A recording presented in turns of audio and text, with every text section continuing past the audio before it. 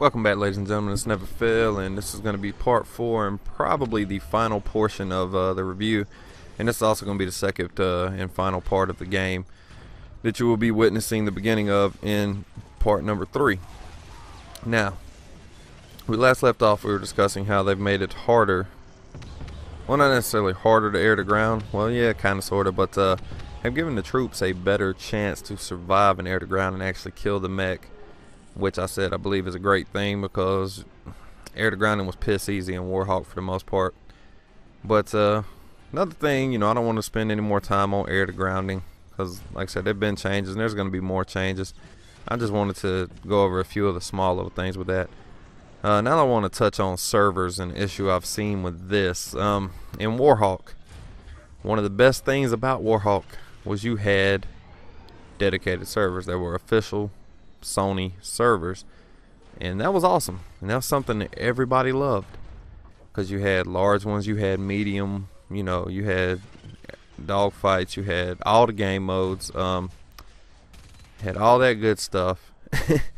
And it was not peer-to-peer hosting. It wasn't somebody hosting their own server. Now as I say that, this is me hosting a server, and on Warhawk for the most part I hosted my servers because the maps I like to play only came up in one official server, and 9 times out of 10, well, 2, and 9 times out of 10 both of those were full because I prefer Capture the Flag, and I prefer the medium-sized maps, and Capture the Flag medium 1 and 2 normally full. When they weren't, I would play in there. But on this game, I've yet to see an official server. Everything I've seen has been player ranked servers, player hosted servers, and that's all fine and dandy, but the issue you run into with that is bad host.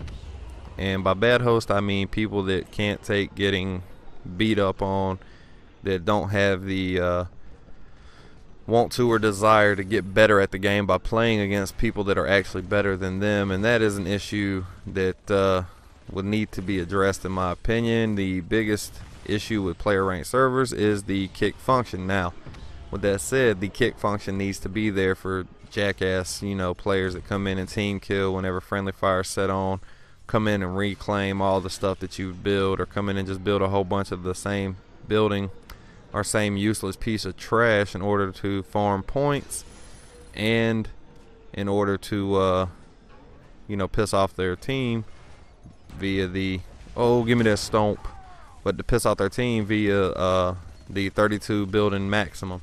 You can't build any more than 32 structures, so if somebody comes in and just uses their rift to build 30 walls, then you can't build but one launch pad or what have you and one other thing, and then you have an issue. So now you'll run into a situation where I would kick that person from my server if somebody on the other team, look at them unbalanced ass teams, and I'm not switching teams.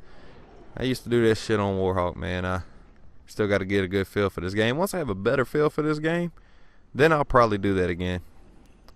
But right now I think I'm actually playing with a buddy of mine. That's why I wouldn't switch, because I don't think he could have switched. But anyway, you'll run into servers who are just complete and utter jackasses though, and then they'll use the kick ability, kick function, to basically kick any player better than them in the server, which is absolutely fucking trash.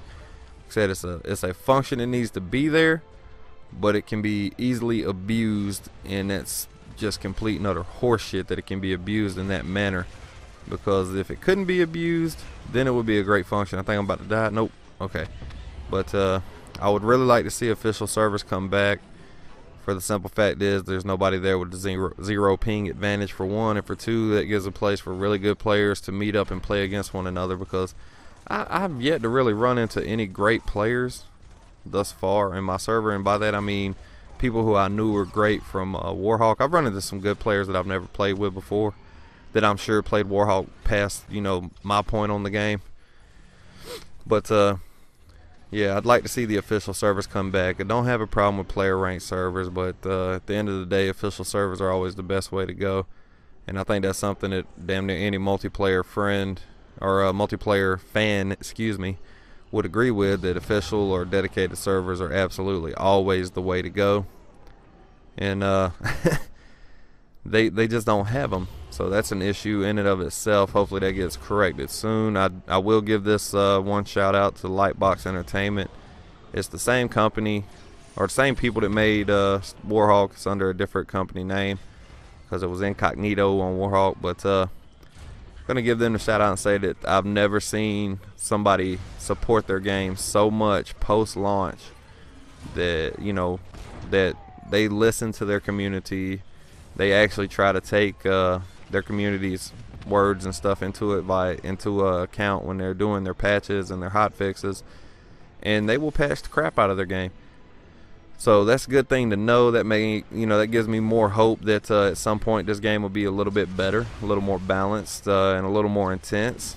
I'm about to say, damn, I can't stomp this dude. The stealth stomp, that's going to be something that's definitely overpowered. But so, you know, Lightbox, they got their first patch coming out soon, so hopefully that occurs very fast and they can get that launched and, you know, get some of these kinks in the game fixed, because it has potential. You know, it really does. It's just there's a few issues. It's a broken game, but it's not there's nothing that I would say is a game breaker. Broken game and a game breaker, two different things. There's nothing in this game at the moment that just makes it unbearable to play, you know, whereas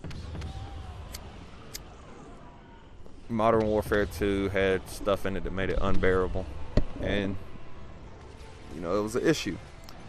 But this game, you know, it doesn't have those type of issues to where it's just not even able to be played, other than, you know, certain connectivity issues. Some people seem to be having issues with actually connecting to a server.